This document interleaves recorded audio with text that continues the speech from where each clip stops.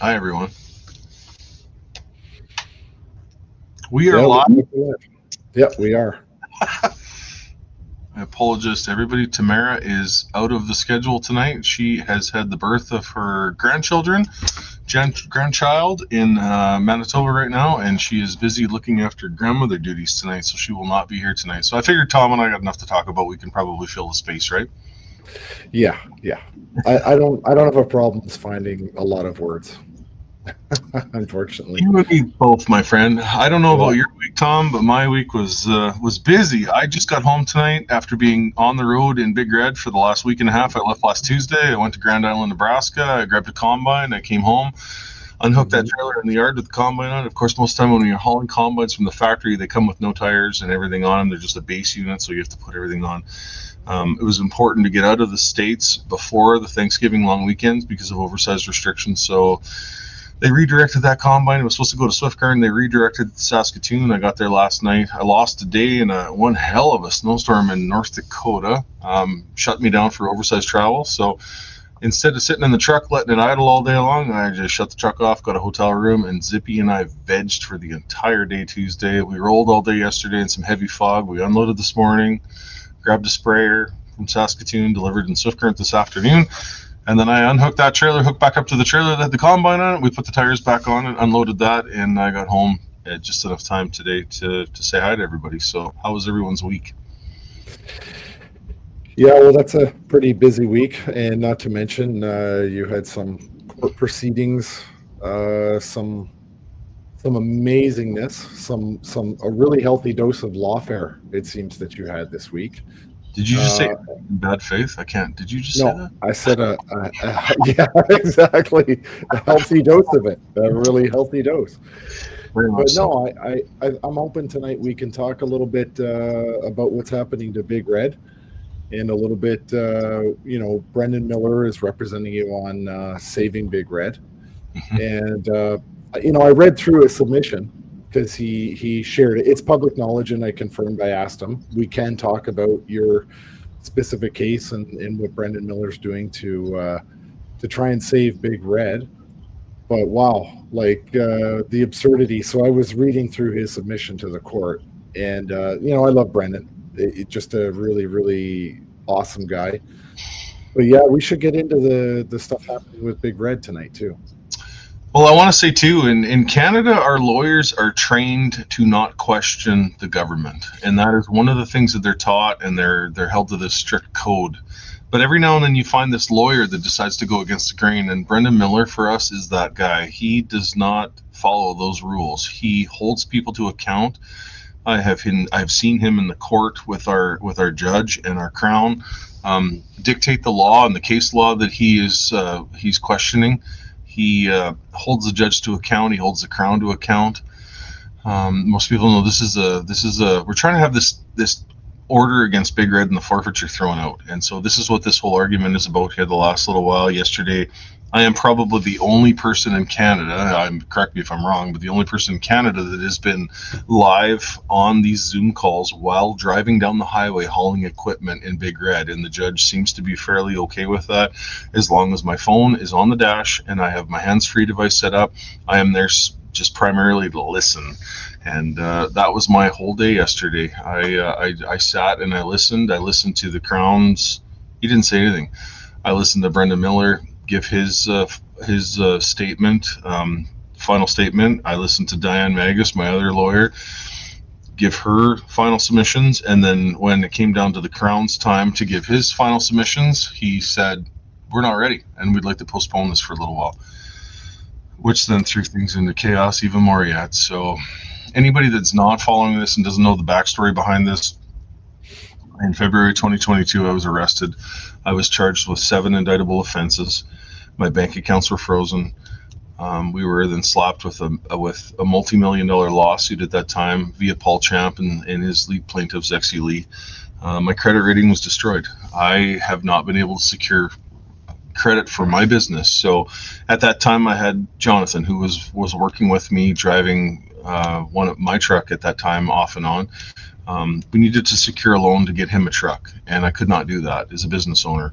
So I did what I had to do at the time, which was then sell my truck, Big Red, to my parents and their farm for some amount. Dollars were exchanged, bank accounts were transferred, bill of sale was produced. We didn't know at that time that the Crown was going to grasp at something like this. 3 years later. And so now when it comes down to the forfeiture hearing on this, there's two different aspects. There's me as a business owner. I use that truck, and I have in my sale agreement with it, I'm allowed to keep using Big Red. It's licensed to my company, CB Trucking. It is my livelihood, and I make a living off that, but my parents own it. So then we had to introduce Brendan Miller in to represent CB Trucking, my company that I co-own with my son Jonathan, and my parents' interest in this. So we have Diane Magus, who's representing me through the Justice Center for Constitutional Freedoms. The JCCF has been behind us right from day one. Amazing organization and based out of Calgary, John Carpe. And so that's now how the fight is. And Brendan Miller has really brought the flame, I guess, to the courtroom, and he has some amazing case law that he's representing or bringing to the table.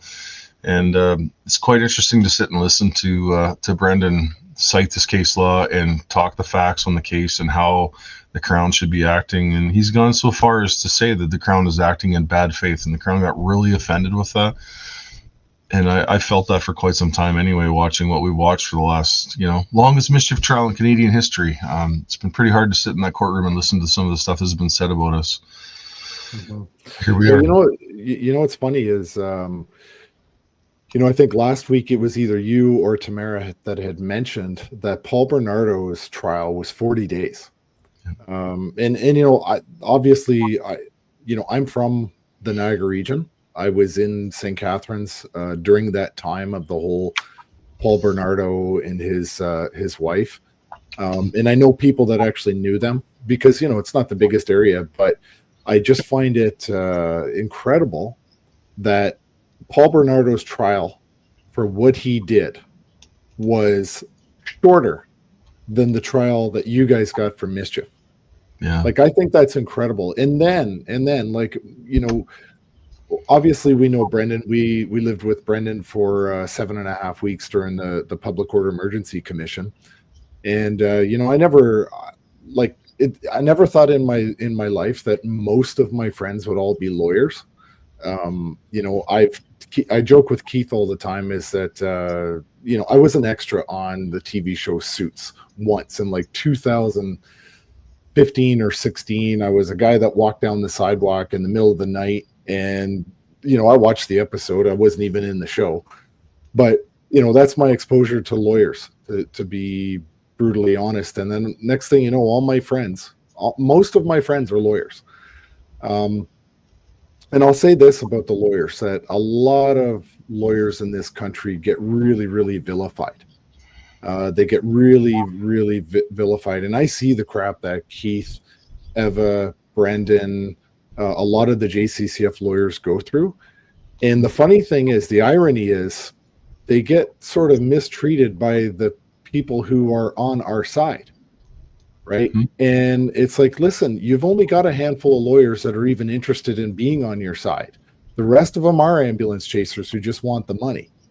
And so, the ones that are on your side, be clear about that, because they've proven it time and time again. Like when Eva and all the other JCCF lawyers and Keith showed up to the convoy, to me, it was like, oh, thank God we've got legal here to help us and navigate this and to advise on this, right? And they take a lot of abuse, unfortunately. But let's go back to the POEC for a minute. I was there, you were there, Chris. We were all there when Brendan got ejected for challenging Rouleau. Yes. And the thing is, I'll tell you about Brendan. The one thing I know for a fact that is vitally important to Brendan Miller is being right. Yes. Having the facts and making sure you can back it up. And, Rouleau pushed him to the point where he called Rouleau out several times in the courtroom. And you know what? Finally, Rouleau, he didn't have the facts on his side. He had his emotions, like a good little liberal that he is. And he kicked Brendan out of the commission. I mean, Brendan was back by the late afternoon. But you know what? when it comes to Brendan Miller, and a lot of lawyers are tenacious, but Brendan has a particular brand of courage and tenaciousness that is kind of rare with in the legal profession. I think he gets a bone, he's going to chew on it, and it doesn't matter. He's not intimidated. He's not afraid of judges, right? And so, to his credit, and I did read through his submission in your case, very well laid out, but in typical Brendan fashion, which makes you like adore this guy so much, there's actually a lot of humor in it, where he references the crown jewel to the London Tower in his state. Yeah, exactly. So, I used to love during the commission when Brendan would go up and everybody would be like, it's Miller time, and it was like, yeah, like this is going to be good. But man, when he got, I think he got Chrystia Freeland on the stand, it was like he knocked it out of the park with her, but I will say, this guy went through hell because of the dirty tricks that all the other lawyers were pulling, and the way they set up that commission in the first place to really, really disadvantage everybody except for the government.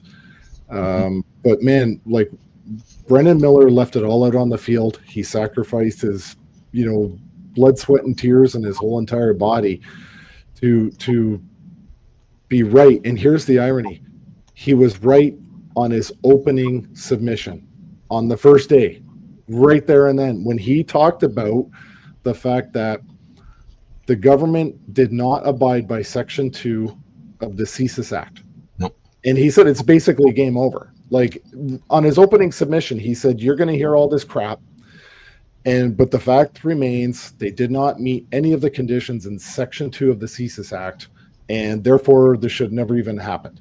And of course, Justice Mosley agreed with Brendan as well, months later. But yeah, like, you're lucky that you've got Brendan in your corner just specifically on that. But unfortunately, you've got other lawyers. They've worked really hard for you too. But I think Brendan's only allowed to operate 100 days in Ontario.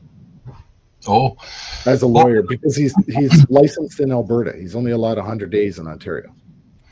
Well, it's like I said in the beginning there, the lawyers are conditioned to not fight the government in this country, and it's evident in that. And as much as I've seen so many lawyers work really hard on our side, there's still that softball kind of mentality where, we don't want to disrupt or make anyone mad. We have to work with the Crown and work with the judges, and I understand that, but oh boy, I could say so much more. I'm just going to leave it at that for now. Maybe I'll save it for a book, Tom. Should I write a book? I think you should. Listen, just so everyone knows, I've written 3 of them. It'd be great if we didn't live in a TikTok world where nobody read books anymore. I've got somebody to me a little while ago. I got my doomsday plans I need to start dealing with. Just kidding. I'm kidding. Somebody is one of the people that I work with, and said I really would be interested in being the person that writes the book and talking to you and I thought, well, Tamara's done an amazing job. You've done an amazing job at writing books and telling the story, and each of us have a different perspective on what we would put into our stories and our books. So I think mine would be a little bit different. I would probably give a little bit of background into some of the stuff that's going on, with a lot of the stuff within the movement and a lot of the stuff that people don't know about. Not necessarily expose a bunch of crap, but just to make sure and shed light on any questions. So we've got everyone has an individual story to tell, and we need to tell that. Yeah, I think you should write the book, Chris. I really do. Like, at the very least, it's cathartic. And I had to learn the word cathartic from people telling me it's the fancy way of saying it's therapeutic.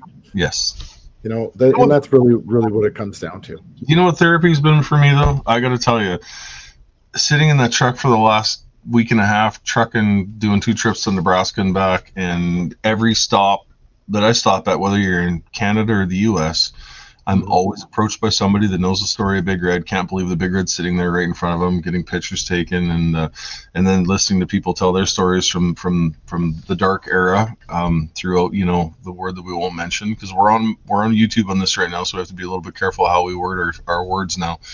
I hear those stories still to this day, and I meet people that it affected in such a positive way and brought them out of a dark place. And so just being in that truck and representing, I represent that truck, and I represent the movement that some of that truck stands behind. So that's a proud moment for me. I'll never, nobody can ever take that from me. Well, I mean, I think they've all but admitted it. The only reason that they want to take Big Red from you is because it's symbolic. And Symbolic. that's it. Like, this is the only justification, and to be clear, and I've been seeing sort of the chats and the conversations with Brendan Miller. And, this is so far outside of the ordinary for seizure of or forfeiture of property. Like, this is like saying,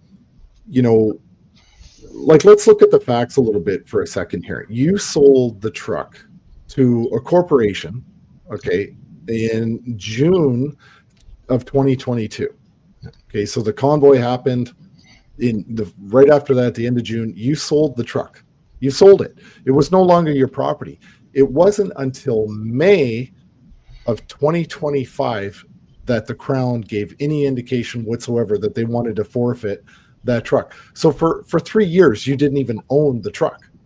No, almost 3 years, you didn't even own it. Yeah.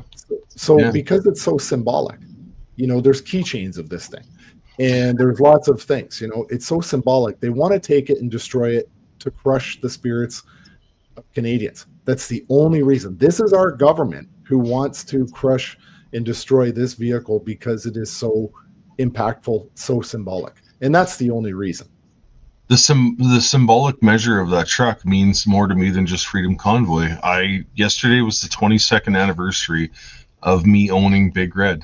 It was the 22nd anniversary. I picked that truck up from Custom Truck Sales in Regina, Saskatchewan in November 26th of 2023. 2003, sorry. Mm-hmm. That was the biggest loan I'd ever secured in my life. I had a loan with Kenworth for 5 years. The payments were $2,890 a month or something like that. And I had to endure, any repairs that come along with that, with making that payment every month. So I worked, I trucked that. We made some miles. Yeah. And in that, Jonathan was 7 months old. He was the first passenger in the passenger seat when I pulled that truck out of Custom Truck Sales in Regina back in the day. An amazing dealership, by the way. Most people know Bob Wertz. You're probably going to see this because Bob's a huge supporter and watches all this. Bob was the ultimate salesman, but he did a really bad job in selling me that truck that day because I never bought another one. I've bought a bunch of used trucks since, but I've never... That was my one and done. Once I seen that truck and got to drive that truck, she was mine. I've raised a family in that truck. Jonathan's little winter boot marks on the dash are still there to this day. Kenworth has this plastic-ish interior. It's like a vinyl coating over top of the plastic dash. And he used to sit in the passenger seat with his little winter boots and kick up on the dash, and I'd give him trouble for it back in the day. And but now that's a part of the truck. My little dog that I had for the better part of 17 years, I put to sleep in the passenger seat of Big Red. We loaded a grain cart in Iowa. We spent our last night in South Dakota, and he was 17 years old. He was really tired. His name was Buddy, and his bladder and his bowels were shutting down on him. And I phoned the vet, and we hit Swift Current about 7 or 8 o'clock that night. And I pulled right into the parking lot with Big Red, and she jumped up in the passenger seat and she stuck the needle in him right there. And his collar still hangs from the visor on the passenger side. And he's been gone 14 years or 15 years now, something like that. I think Zippy's 14 now, and I waited about a year before I found Zippy before I wanted another dog. And when Zip's time comes, there'll be 2 collars hanging up there because those 2 dogs just put a lot of miles on with me and Big Red. And yeah, therapy, right? Therapy for the last week and a half sitting in the cab of that truck visiting. It's just been... I'm excited to get home. I come home, my wife is here, my family's here. Jonathan's working in the shop tonight when I pulled into the yard, and there's supper cooking upstairs right now, and I couldn't be happier to be home. But when I'm out trucking in that grill, there's just like a peace and serenity that comes over you, and you love every minute of it. Yeah, and it's important to talk about this because during the convoy itself, I remember when the government was talking about going after parents who brought their children to the convoy because their children were in the truck with them. Yep. And these are kids that had very much the same life experience that your kids had growing up in the trucks.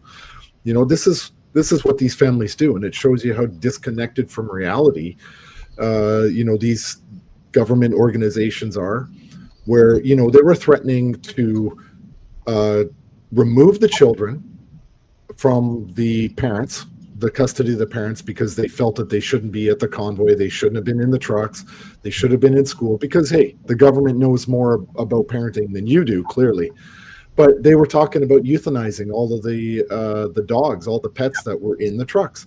Like, these were the threats that we were constantly dealing with from the police and bylaw and all this crap. Like, they started targeting children and talking to us actively about euthanizing the pets that were in the vehicles with truckers. This is Canada, right?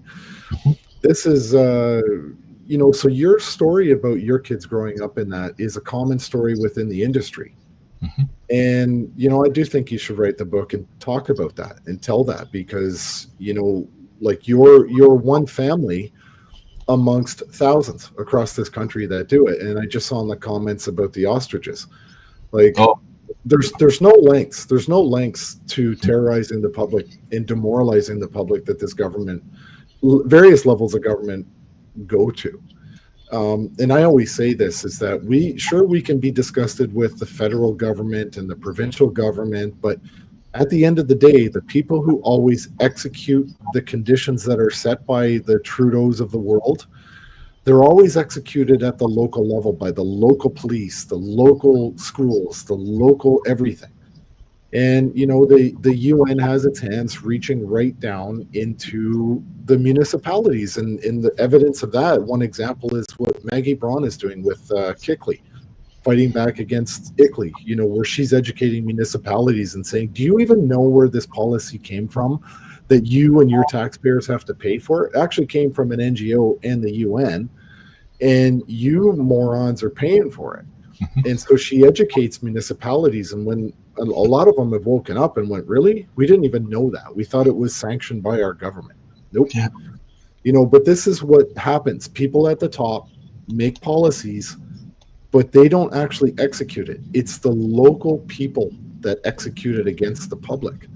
And that's where this is why I always say, localism, or, local action has a national impact or a national consequence. And that's from, I think, Steve Bannon talked about that. That's not my original idea, but it's true.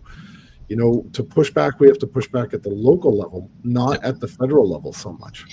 My father is part of the rural municipality, and Dad will watch this video tomorrow morning. I don't know if they watch it tonight, but they'll definitely watch it tomorrow when they're having their coffee. And Dad and I have had many really in-depth conversations about this. My father's probably one of my best friends.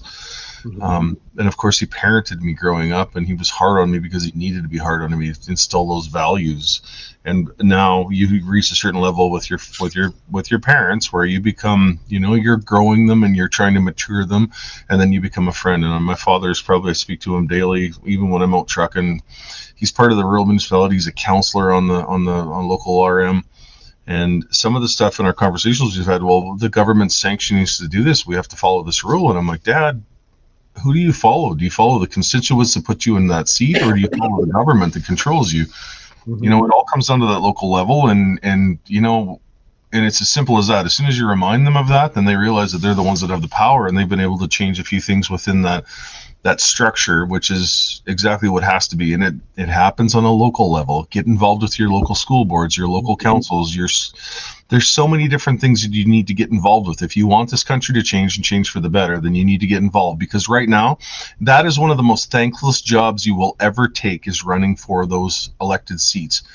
But if it's exactly why we are in the position we are in right now, because nobody wanted to step up and take that. And those people that took those positions are people that don't deserve those positions, and that put us in this position right now.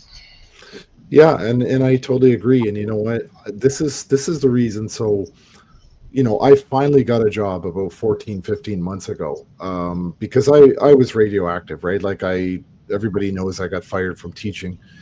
And then I went like 33 months without a job, no income. I had my army pension, which, is a lot less if I was a newcomer to Canada. I'd have a Beamer and I'd be living in a hotel getting a lot of money, way more than my 25-year Army pension, right?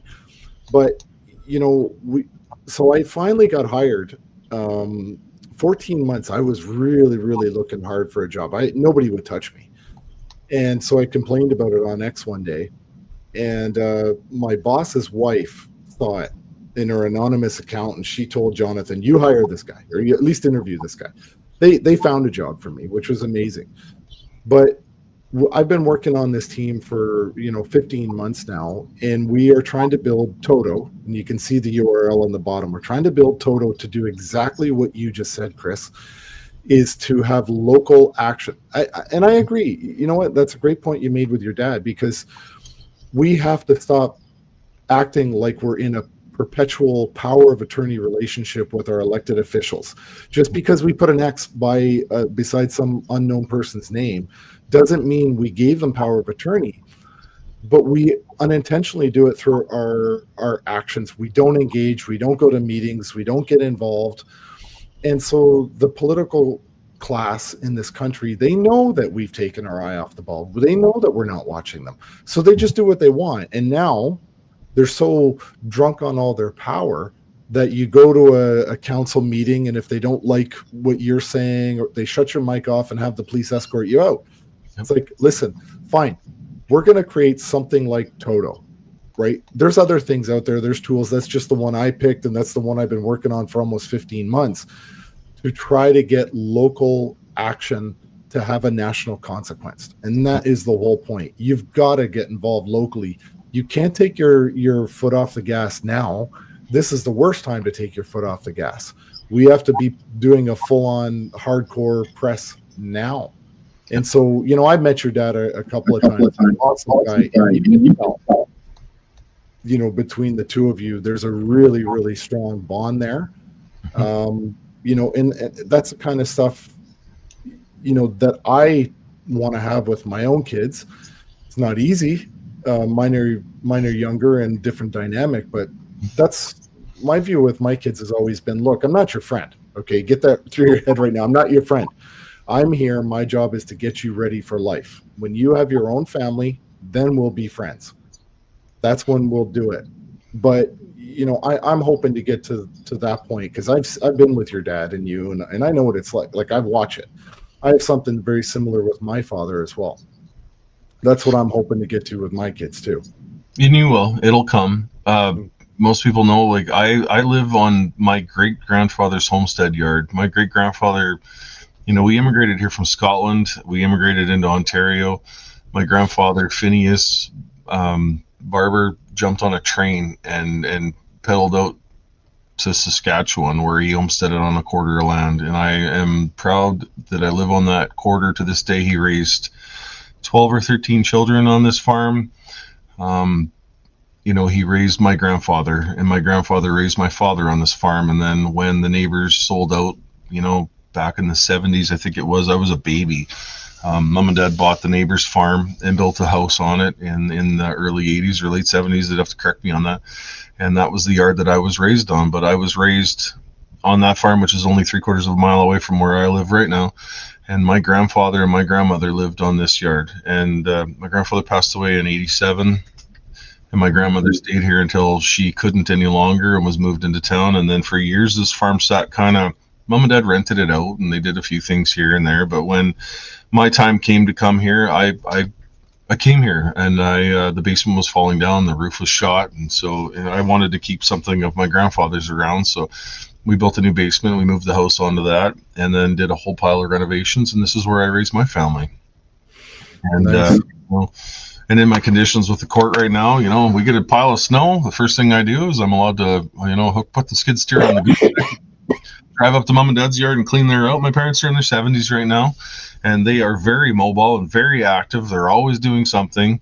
But when it comes to, Dad pulls his old John Deere tractor out with a little bucket on it, tries to clear his yard. It's hard for him, and there's no cab on it. So I run up, and that's part of my conditions now. I'm allowed to clean my parents' yard out when it snows. I'm allowed to assist them in anything that they need, and I'm thankful for that. Yeah, I went a different route in life. There's a few people in my family that did join the military, but I joined the military, and as a result, my experience with my family, like there's no homestead to go back to.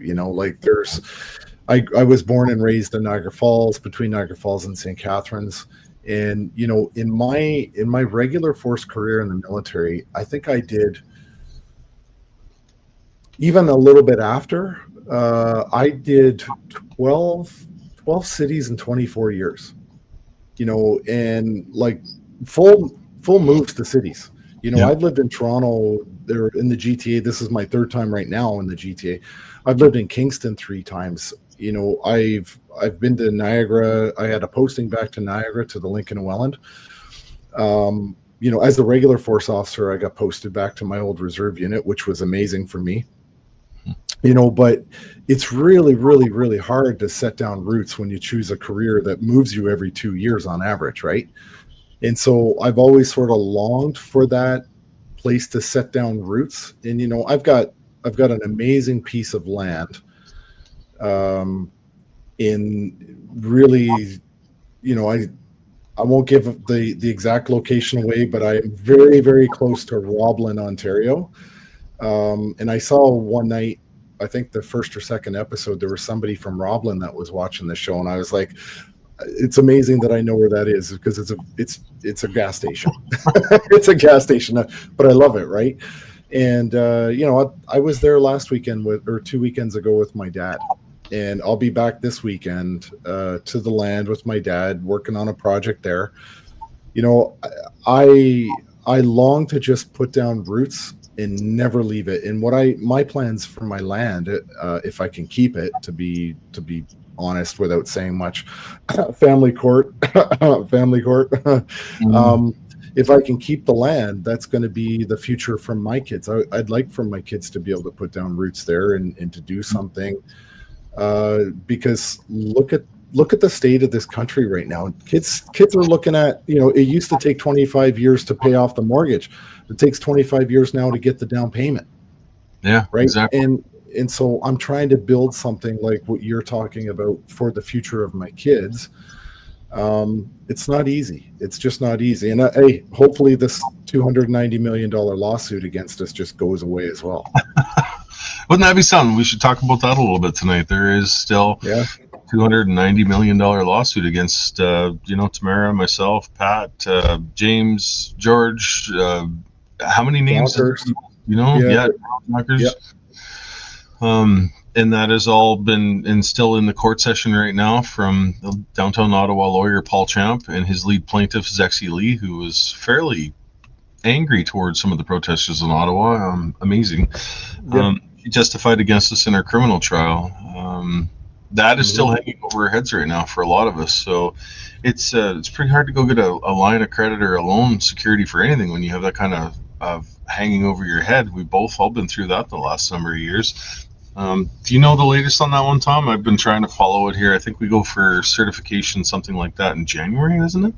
Yeah, there's that's the next stage. But basically, we tried in this last spring, we tried something in court through our awesome lawyer, great guy, and JCCF is representing us on that. I think Democracy Fund is also. I don't know if Democracy Fund. Not on that one. Not on that one. Not on that one. JCCF is on that one. But we shockingly failed because we were using the anti-slap tactic strategy, let's say, and unfortunately that didn't go the way we wanted. We appealed, and unfortunately we lost the appeal. And I remember understanding that the judges on the appeal were very hostile towards the convoy, right? And there's been many times several attempts to move the trials out of the city of Ottawa, but it's like not a chance. No. Right? They won't allow that because, of course, they don't want impartiality of any kind, right? Who'd want that? But my understanding, and I wanted to say, like, this is really important because this is, I'm very proud of Canadians for helping us, because I do have those days, when I look at the crew, the elbows up crew that re-elected the Liberals, I just shake my head, right? When I think we're gaining some ground, and then they reelected the most hated government in probably all of Canadian history.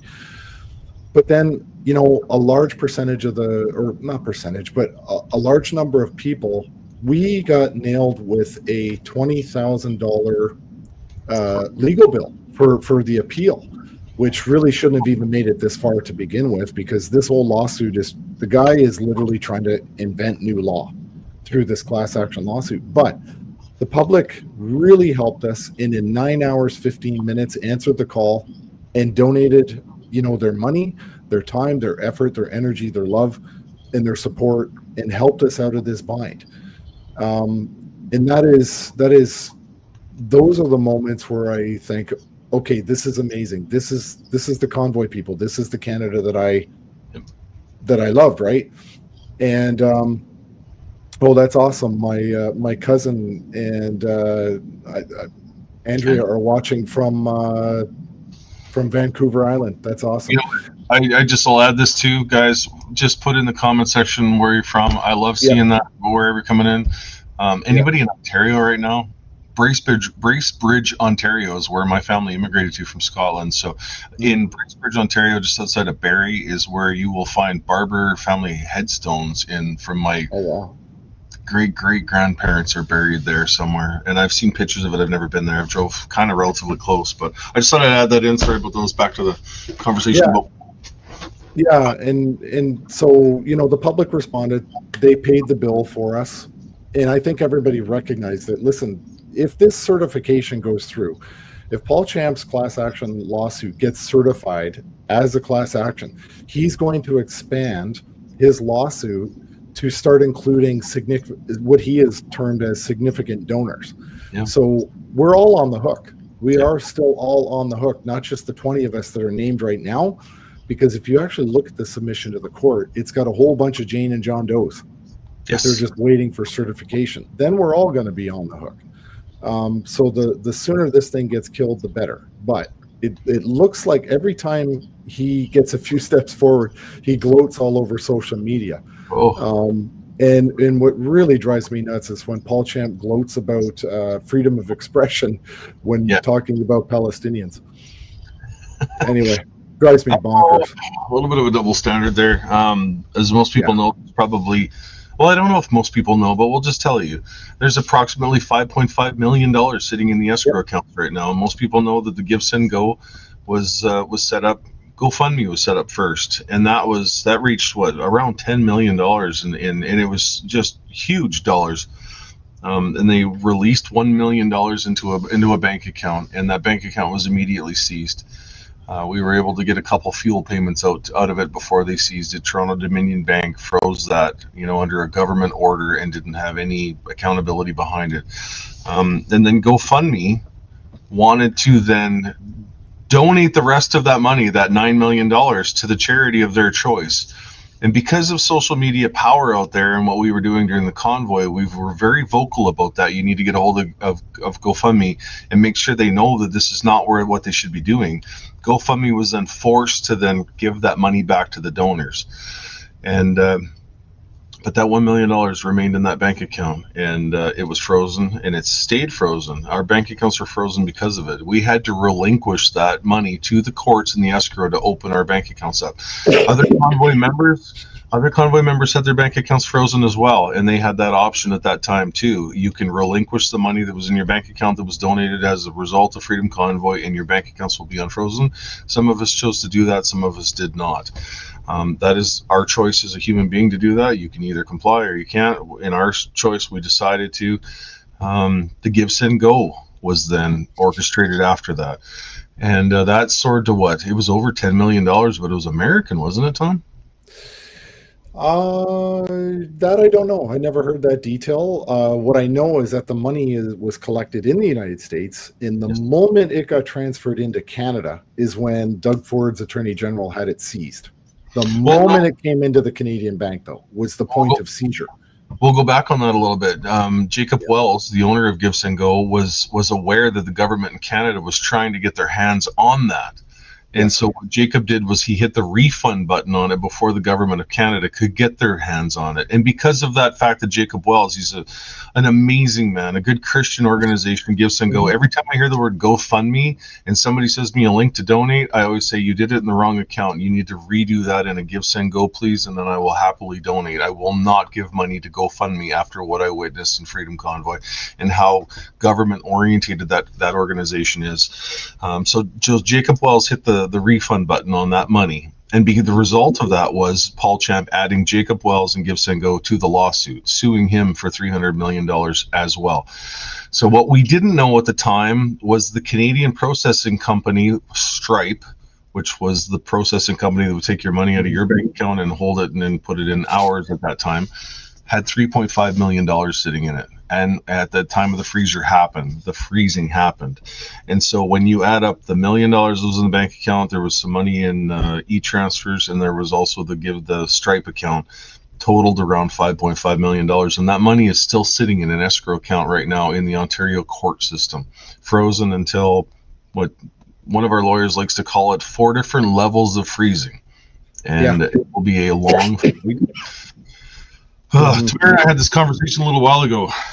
What happens if that money is ever released? And I said to Tamara, I don't want it. I don't want to be accountable to it. Right now, there's an organization, a not-for-profit was formed called the Freedom Convoy Human Rights, and I don't know, it's a long name. And that would be the organization that would house that money. And we are all board members of that. I think I'm the vice president, Tamara's the president. And as board members of that not-for-profit, we are not allowed to touch that money. That is not our money to touch. That is the Canadian donors that donated that money. And it's our job to delegate where that money goes. And I honestly, personally, don't want to be responsible for any of it. I want nothing to do with it. But in the event of somebody getting that we don't want to, I will fight to keep that out of those hands. So I still think we go back to veterans groups, don't you? I kind of feel like I would like to see the money go back to the donors themselves in the amount they donated, and then let them make a decision, because you know what, times are really tough now for everybody.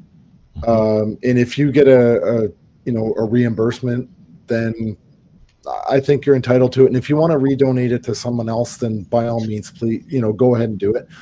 But I think the best thing is give it back to the donors. Finding out who those donors were, and those numbers would be, anyone that had their money returned from donating to Convoy would you weren't part of that seizure theft, so that one money went back to you. But finding out who people were that it went to, it's there's a couple different ideas. One was the veterans groups, but you have to pick a veteran group that we can get behind, and some of those are government affiliated, and we have to be really, really careful with that. So obviously building those for vets. There's been lots of talk about where it goes. Clean drinking water for some Indigenous reserves. There's so many different options out there. I don't know if we'll ever see the day when that money's released to actually have the decision on where that goes. No, I don't want any of it. I've been working for a living for the last number of years. This is the hard part, right? Like I've never been comfortable. Like my first job, I was a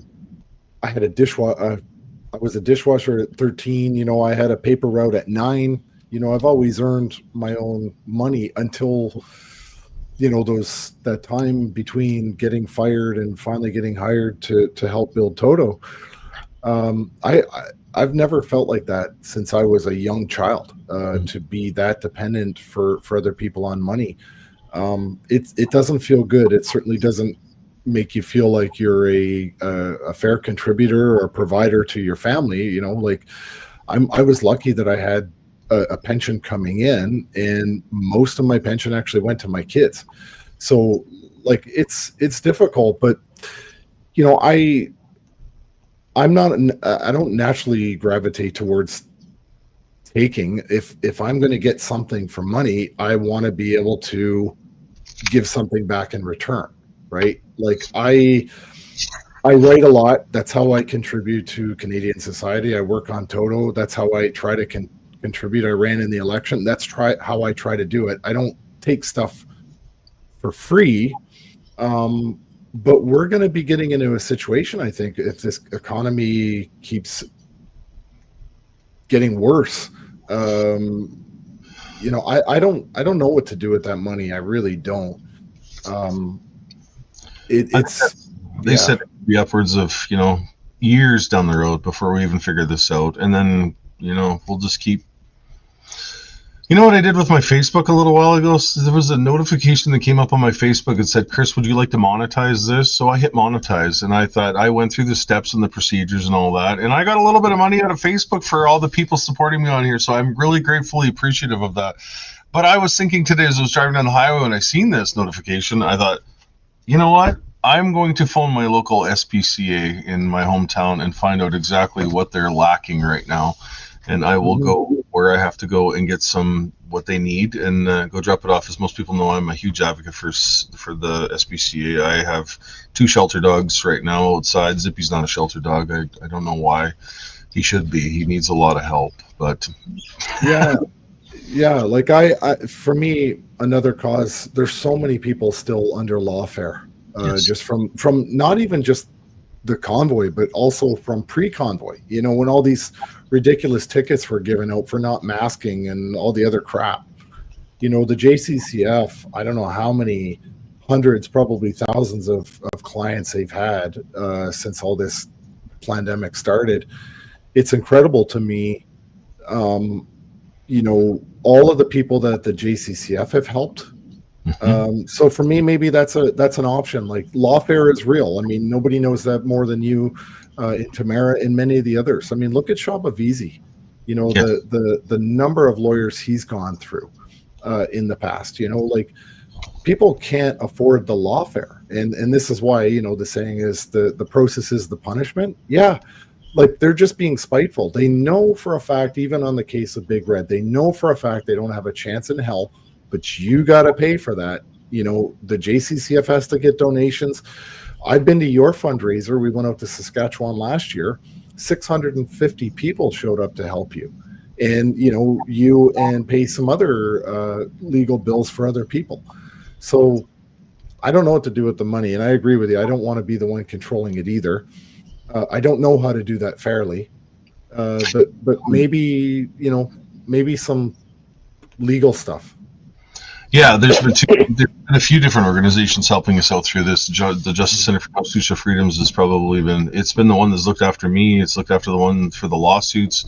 The Democracy Fund is the other one. They have helped out Tamara and so many others. I mean, they helped out with a lot of the Coots boys. The Democracy Fund was a lot behind that. The Justice Center's fighting daily in different cases all across this country right now. It's amazing to go to the JCCF website. I think it's jccf.ca or the democracyfund.ca, and go check out the different people that they're helping out right now fight this lawfare across this country. There's so much going on right now. I think out of 187 people arrested in Freedom Convoy, JCCF helped a majority of people through that, and so did the Democracy Fund. So James Bauer right now, who is obviously seeking political asylum in the U.S. for lawfare, the Canadian government's coming after him the same way that they came after Tamara, myself, Pat, others. James decided to go a different route on that. The Democracy Fund is helping him right now with that legal plight. I talked to James for about 2 hours this week and had a good conversation with him. The amount of stuff that poor guy's facing right now, if the asylum doesn't go through, he faces a lot of time in jail. And judging by what we have just been through the court system, he didn't have that help at that time, so he would definitely been buried in lawfare, and he took the best option out as far as I can see. I support James 100% in what he's doing right now. So many people in this movement have been so easy to quick and turn on people and try and condemn them, getting so much more attention than the next person. You got to remember that we were all standing in this one at one time, and if you choose to go negative on this and try and attack other people because of the way they stand, you are not helping the situation. So I go back to this too, right? And I think you do, Tom. If the more people talk in this movement and the more divisive and angry and bitter they get at certain people, that is the exact reasons why some of us distances ourselves from other people. Yeah, and that's a fair point, because you know what, I've left every single group that I belong to except for one, and that's a chat group that I'm in with you and the lawyers, and we had to keep it just for the legal stuff. But I've left all the groups that I was in because I just couldn't tolerate the infighting. Yes. And you know what kind of does frustrate me, honestly, because there's been a lot of crappy stuff said about all of us. But the moment, what I find particularly frustrating, the moment I get in there and actually even defend myself, I get attacked for being divisive. So it's like, okay, you know what? Damned if you do, damned if you don't. Don't engage. Don't get involved in the stuff. Like Joanna always says, you wrestle with the pigs, you're going to get shit on you. So don't bother, right? Don't bother. Focus on the positive. Focus on the things that elevates everybody. That's what I try to do. But I'm infallible. I'm a human. Every once in a while, somebody hits the magic button, the easy button, and I gotta punch back a little bit. There's I got to draw that line between, I'm not going to just be a punching bag and have you, be engaging in defamation. And I have to have some respect for myself and actually stand up for myself. Now, do I have to do that on social media? Not really, because social media, it's not, I'm not here on social media because of Tom's ego. I'm here to spread the, truth and to learn and to find out what's going on and to be active and somehow in the best way I can to be positively impacting things. Like I always talk about these three circles. So if I speak somewhere, I always talk about the three circles. You've got the circle of interest, okay, circle of control, and the circle of influence. So control, influence, interest. Interest is the one that everybody spends 80% of their time and energy on, which is all the stuff that you can do nothing about. Okay, and I always joke. I joke all the time about the lizard people in Antarctica and wherever on airplanes. So that's the reality: is don't spend your time on the circle of interest. Like, monitor it. Hey, it's out there. But you know what? Justin Trudeau never answers my tweets, or Mark Carney, or Poilievre, or Bernier. None of these people ever respond to my stuff. So why am I giving that 80% of my energy? But I can have my circle of influence to try to get control. And if I can influence it and control it, then I can participate in it. Other than that, I don't really need to care about the other stuff that, like I said, Mark Carney doesn't listen to me. No. Mark Carney never goes on social media and shit posts about me. Mark Carney has never held a New Year's Eve Twitter space just to spend an hour in the first hour of a new year bashing Tom Marazzo. Mark Carney never purchased, TomMarazzo.com and rerouted some pretty crappy things about me to TomMarazzo.com. Mark Carney never did that. One of our own people did that. Yeah. Right. So I don't want to engage in that stuff. I've got my kids to think about, and I got my friends, my family. I've got Joanna to think about. I'm not, like she says, you wrestle with the pigs, you get shit on you. And I think most people know in my social media, I love being that internet troll. I was talking to a guy today in Saskatoon, Jason, he came up to me, just a huge supporter, but he said, I remember the days when you used to post stuff on social media just to get a rise out of people. And I said, well, I kind of still do that. I've learned better behaviors and how to do it now, but there's nobody out there that likes to get down in the mud and wrestle with the pigs like Chris Barber on social media. I do that. But the one thing you have to remember is there's people out there that you're never going to alter their mindset. So, and a lot of them are internet bot trolls. So you can have fun with them, and you can make. I do this with my mother's okay with this. She's given me permission to make the mom jokes every now and then. I find them humorous. Somebody can tell me they wish death upon me, and I will say, well, that's not what your mom said. That is my mentality on social media. But I also know who I can fight with and who I can't, and who those people are that are just grasping for attention. So you acknowledge them in some sense, and then that gives them validity to keep going, right?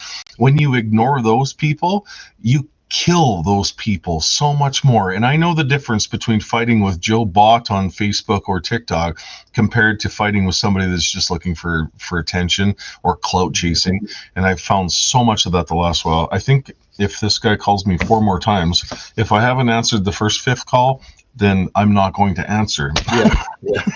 He knows you're on a live podcast. I'm hauling his load tomorrow. I know exactly what he's calling about to see if I'm still on schedule to haul his load tomorrow. I am. Yeah. I'm heading out to Alberta with my step deck trailer to pick up a load. Yeah. Might have to tarp it though. It's a Yeah. lot of lumber, and I usually don't haul lumber. I said I don't usually.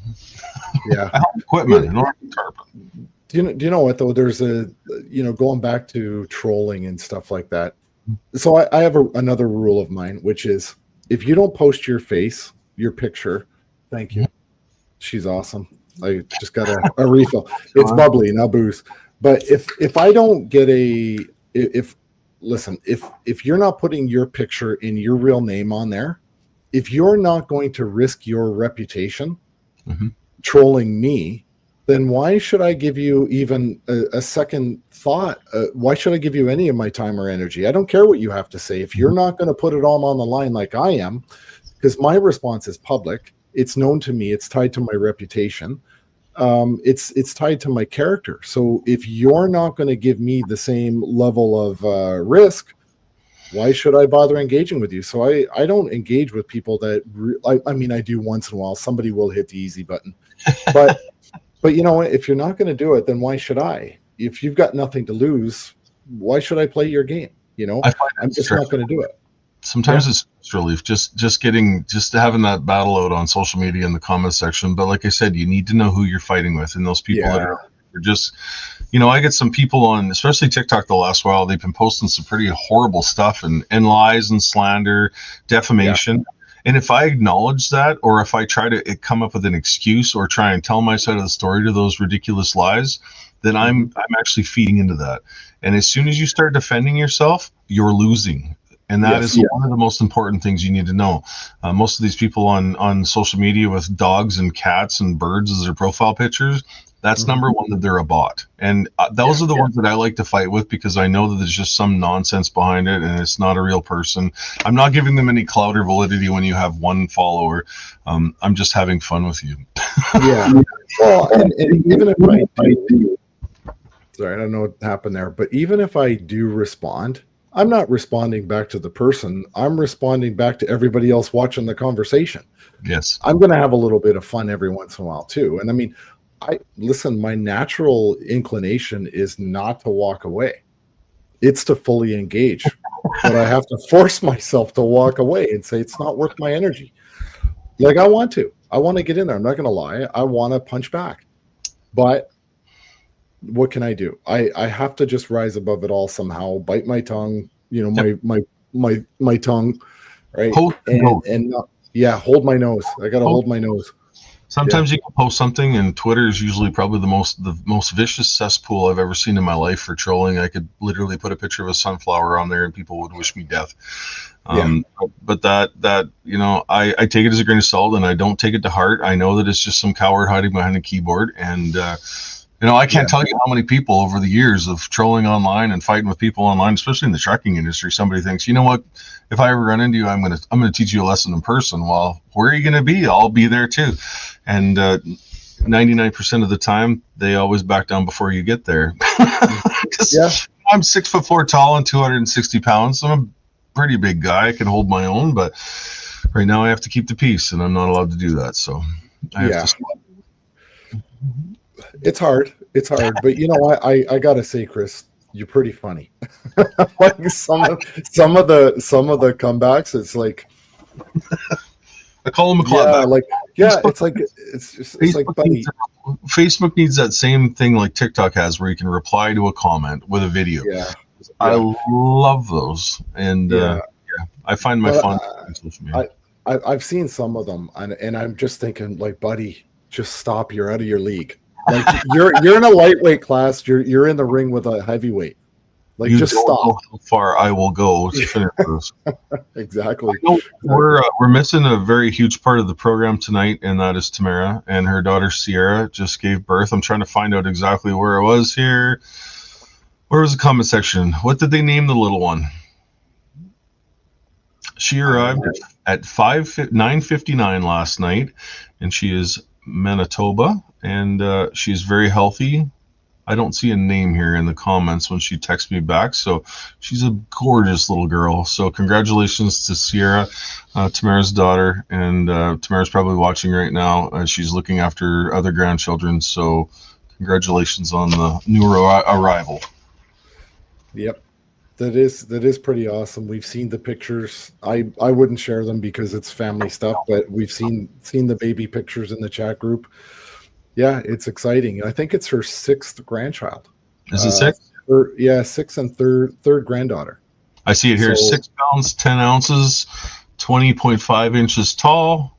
I don't see a name in there, so she's doing really well though, and Mama's doing really well. So that is awesome news. And the judge gave permission to give the probation officer permission to let Tamara leave Medicine Hat, go to Manitoba to assist with her daughter having this child, and look after the other children. So. Yeah, we're missing a vital part tonight, but she'll be back next week, hopefully, ready to fly. And she'll give more updates at that time, too. Mm-hmm. Yeah, she was posting how tired she is, and she forgot how exhausting it is to look after little ones. Well, I'm sure I'm getting close to that. I hope. My daughter's down in Maryland right now.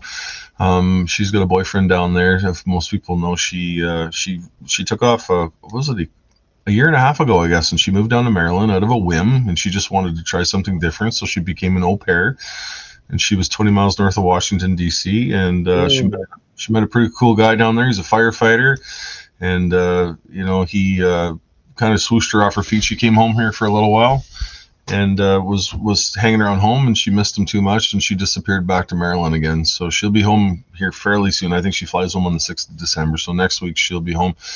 And Jonathan and his girlfriend Cooper are doing really well. I don't know when that will, maybe wind up with a ring on a finger, and maybe I can look forward to some grandchildren. I think that's my quickest expectation for grandchildren going forward. So, but I've encouraged them both to wait. They're still pretty young. Yeah. My cousin I'm pretty close with. He lives in Niagara Falls. He's a grandfather already. He's 4 years younger than me. And I gotta say, I feel pretty good teasing him about it. I'm a long way off from being a grandfather, thankfully. So my daughter's only too young. So I'm very lucky. But you know what? Something you had said earlier about being in the States and people coming up and talking to you. I gotta say, I'm very appreciative of the fact that, like, I'm not. I've never once been anywhere in public where somebody came up and knew who I was. And to me, that's pretty amazing. Never once. Actually, other than once I was with you, actually still doing the convoy. As I'm walking down the street with Mick Jagger.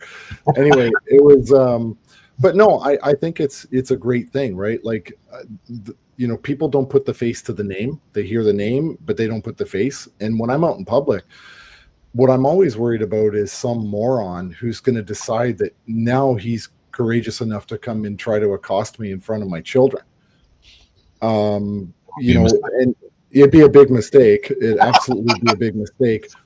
But, I'm thankful for that I don't have that kind of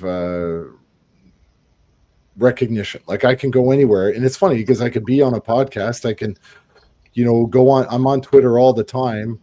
But the two things never connect, and I'm very grateful for that because, like I said, I'm always worried that I'm going to be out with my kids, and the one who doesn't like me is going to be the most courageous. That is the hard part, and I thankfully I only see the hate on social media in the comment section from the the cowards hiding behind the keyboard. I've never seen that in public. I've gotten a couple fingers driving down the highway here and there. Mm-hmm. And those people too are not the people that will come up to my face. They're catching as you driving by. But I do see the support, and what amazes me every day, driving. Last night was kind of different. I was in the fog from, basically south of the U.S. border to Saskatoon last night. Heavy fog the entire time, so nobody knew where I was or even seen me. But today in the daylight, I would say about probably 1 out of every 4 vehicles is horns, lights flashing, waving, and that's every day. So that's a huge amount of support out here, and I pay attention to that. I try and get my hands up to wave back as quick as I can. It's always awesome. Cool. Yeah, it's good. Yeah, that's really cool.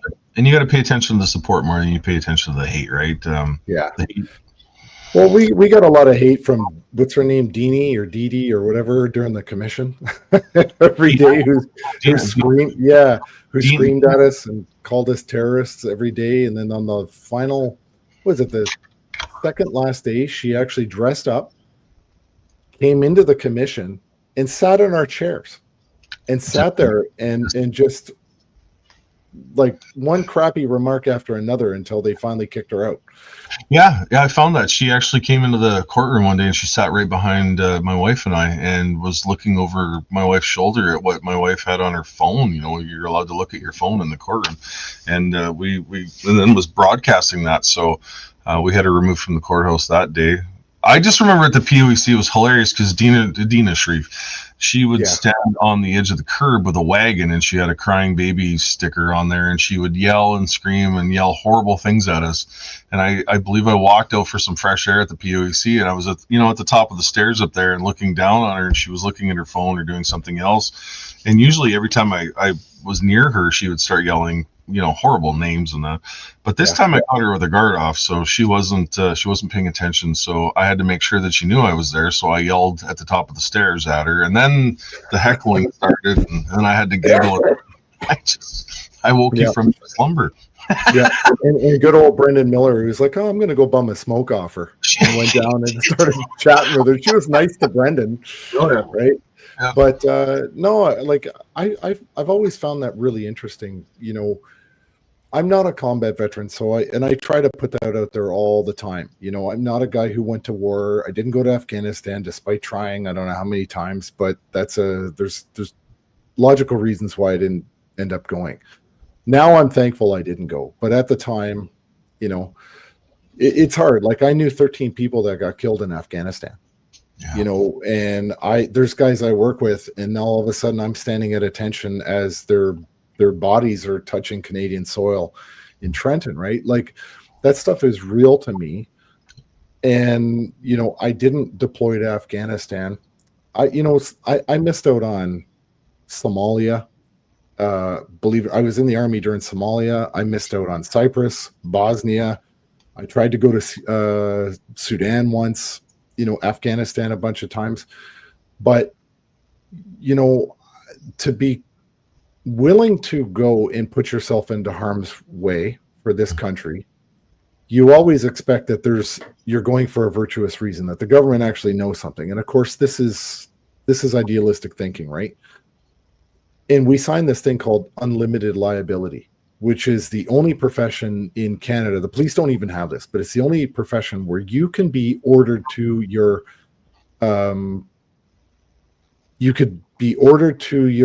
imminent death. If it's a lawful order, it's in combat, and you don't have the right to refuse if your commander tells you to go charge that machine gun and take it out.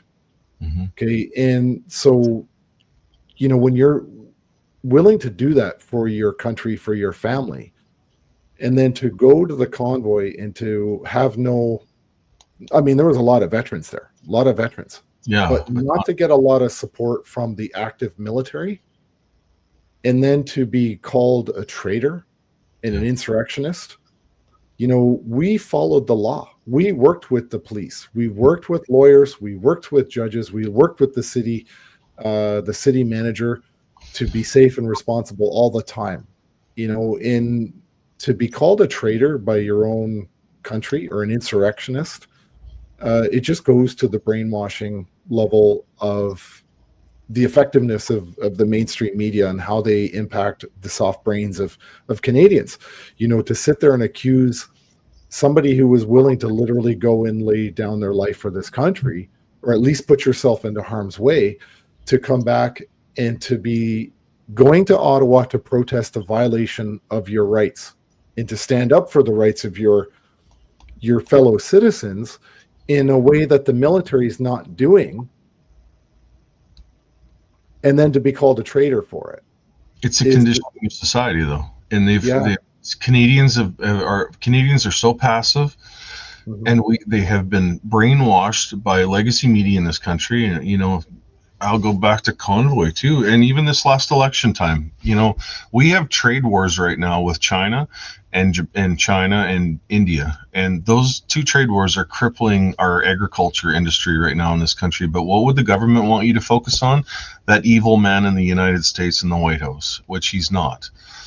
And just spend a little bit of time in the US. Things are going pretty good down there right now. I didn't see any of that hate rhetoric from anyone that I spoke to. It's just purely Canadian right now. And because the media has told you that and the government has had the media focus on that, it's no different than Convoy, and how anyone that was involved in Convoy walking the streets down there, seeing the atmosphere and felt the pride and the patriotism in this country, but media told citizens a different story, and those citizens are so heavily conditioned in this country. I have neighbors here that are ranching neighbors that watch legacy media all day long on rewind in their house, and they think Donald Trump is the most evil thing in the world, and they are completely indoctrinated and brainwashed, and it is sickening to have conversations with these people.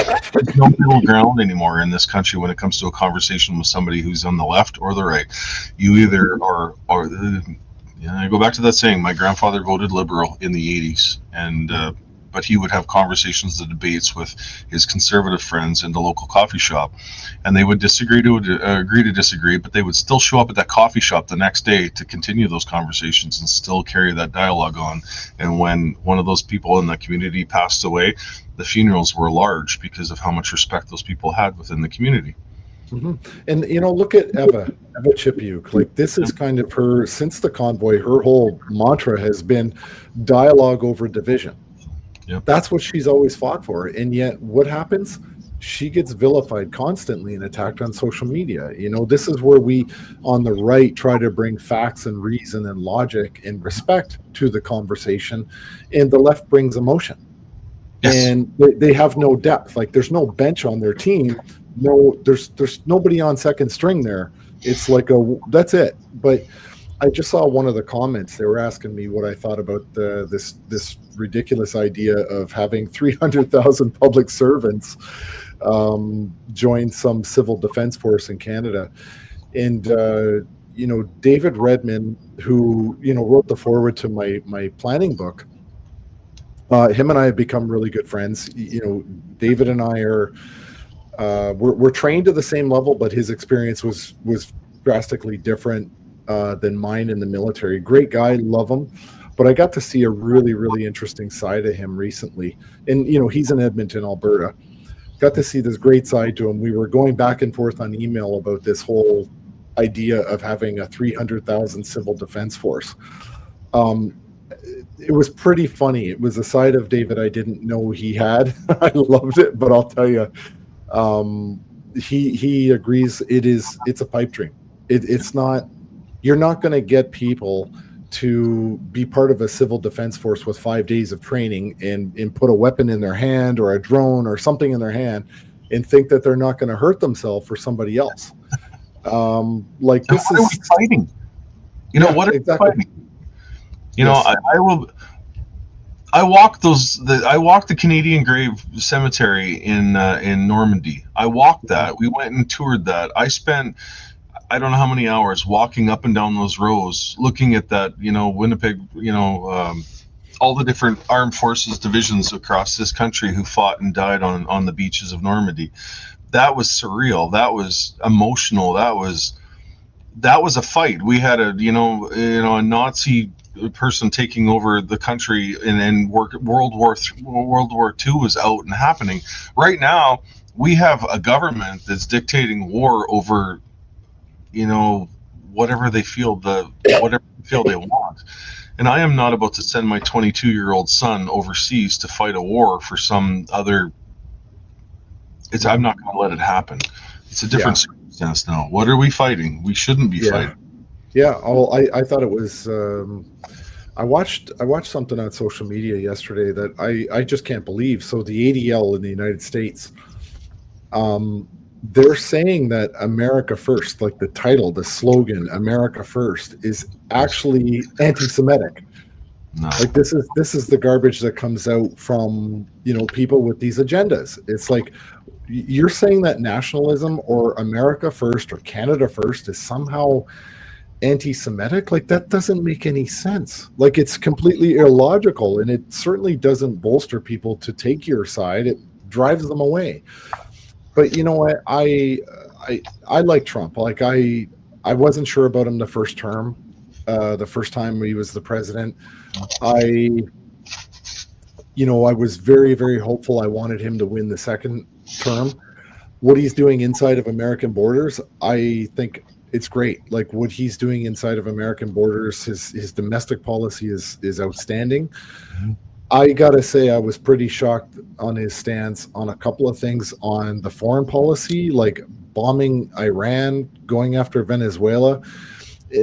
I listen to a lot of different people. Tucker Carlson's take on what's going on with Trump on his foreign policy, it's worth listening to. You don't have to agree with me or agree with anyone else, but you just go and get a broad sense of what's really going on. It's okay that you don't agree with every single thing that your leaders do. You can like 9 out of 10 things, but fundamentally disagree with one, and that's okay. That's a democracy, and it's hard. Democracy is a very hard thing. But, I think that the West, listen, I work with 2 Ukrainians that I care deeply about. I work with a Russian. I care deeply about her. I work with people from all over the world.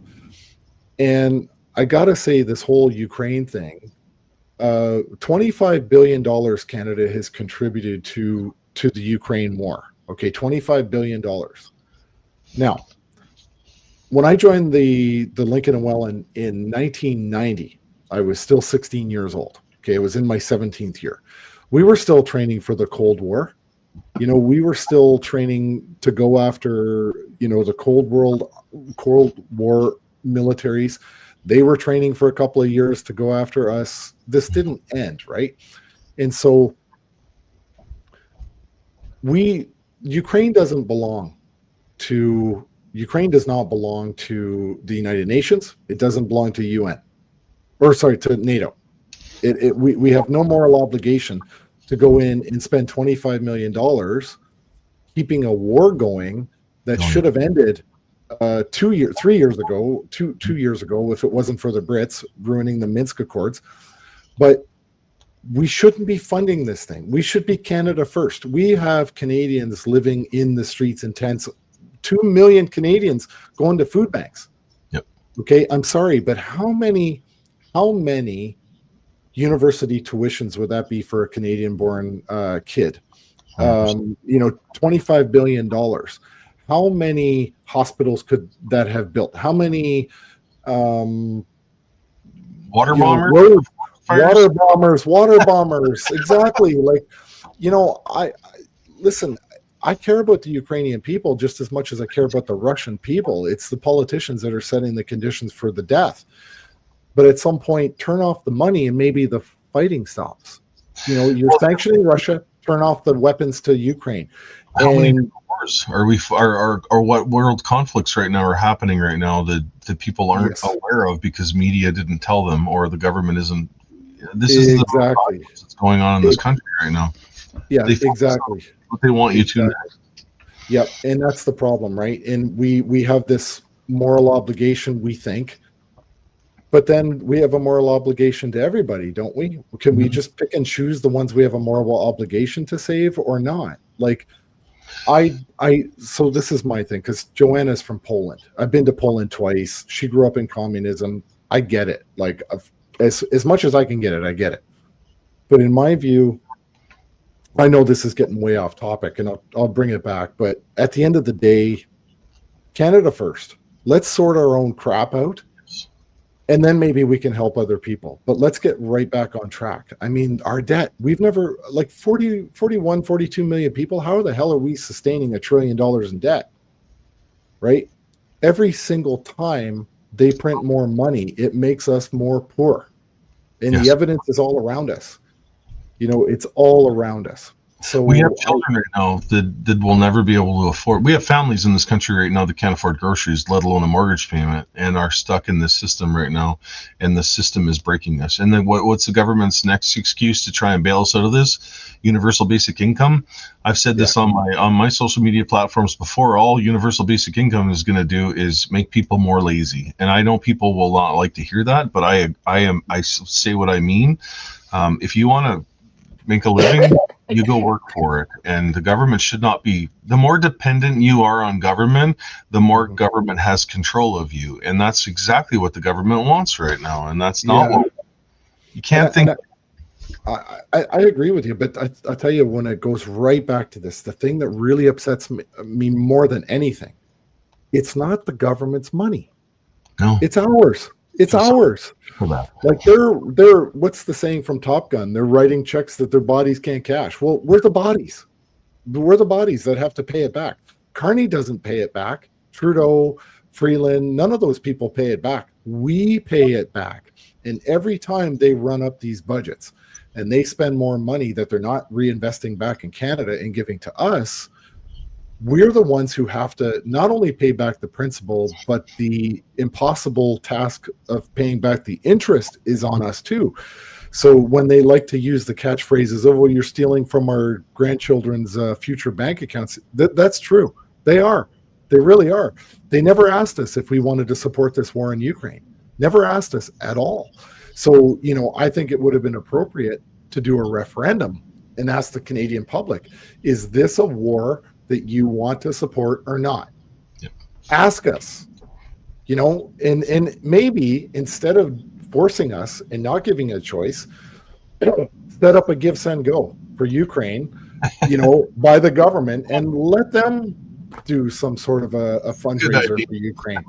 Why let people have the choice to donate or not? Absolutely. Right? Don't steal it from us and then tell us, by the way, you're paying this back. We've taken your principal and you're also going to pay the interest on the loan on the money we gave to another country that we never asked you if you wanted to participate in. And now, and to take it one more level, since World War I, World War II, Korea, Vietnam, the GWAT, wars get longer. Technology gets better. Wars get longer.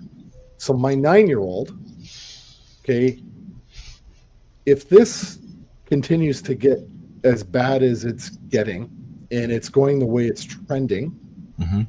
there's a good chance that by the time my daughter turns 18 years old, she could be drafted by Canada into this war. World War III. She could be drafted into World War III, right? But it's not going to be Carney's kids, Poilievre's kids, any other politician's kids. It's not like the days of the king went onto the battlefield and was there with his sons. Mm-hmm.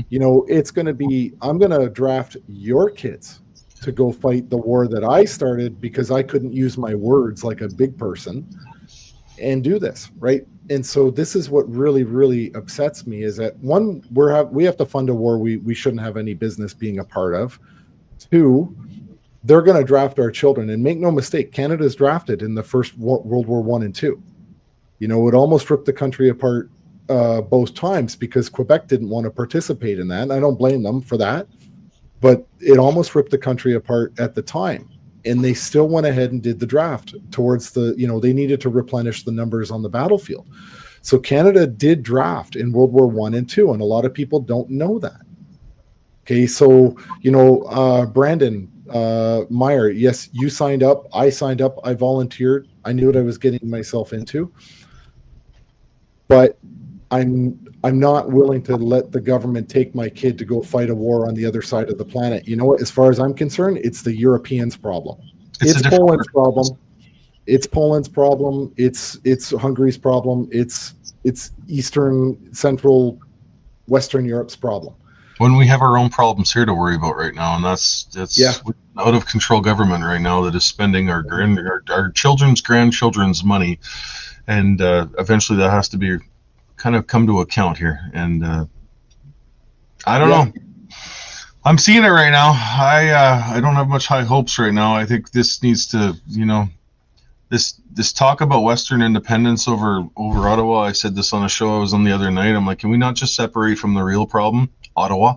I've seen good people all the way across this entire country, but all the troubles in this country right now originates from one major city in this country, and it's Ottawa. That's where the bureaucrats are. That's where the policies are made. That's where all of this division has come from. They've been dividing us in our provinces for many years. They've divided us on color, race. During COVID, or that word, they divided us in our households, and I think there has to be some accountability somewhere down the road. I don't know if there ever will be or not, but it's definitely needed. Yeah. You know, I'm gonna say one more thing about Ukraine, and I'm gonna walk away because that's not the point of this at all. We should be talking about Tamara's grandchildren. I'll say one more thing. They're targeting Christians. They're arresting journalists. They've stopped elections. Their men are not allowed to leave the country if you're fighting age, and I think that's up to 65. You're not allowed to leave the country. So we should sacrifice our economy and our youth to go spread democracy in a country that doesn't actually have it. To save what in a country that was a former mortal enemy during the Cold War of Canada, and we have no moral obligation or even legal obligation to get involved in that. And I still say that it is, unfortunately, it's Eastern, it's Europe should contain that problem. For now, we have Carney to deal with. Oh, and we do. Yeah, I think it'll all work itself out in the end. When Canadians are waking up, I think more Canadians are waking up daily with this right now. I'm seeing that more evident, and the harder the government pushes, the more people realize exactly what's going on, and truth will always prevail. So, I promised my family I would give it an hour and a half tonight. Like I said, I've been gone for over a week and a half here, and I can smell the ham cooking upstairs, and I'm craving for it. So, we're gonna shut her down for the night, there, everyone. I think we did pretty good, Tom. We missed Tamara. She kind of keeps us in queue, keeps us grounded in schedule, but we just kind of went where we wanted to tonight, and that was a good chat. So always is. I appreciate everybody tuning in and keep an eye. Once again, our thoughts are with Tamara right now and her new granddaughter in Manitoba, and she'll be busy grandmothering for the next little while, and it's pretty cool to see. So thanks, everyone. Ruby, you're going to have to kick us out of this because I don't know how to run the live and the on live. So everybody have an amazing week, and we will see you next week. Tamara will be back. We don't know who we're going to have on next week, but guaranteed Tom and Tamara and I will be here. So yep. Thanks, everyone.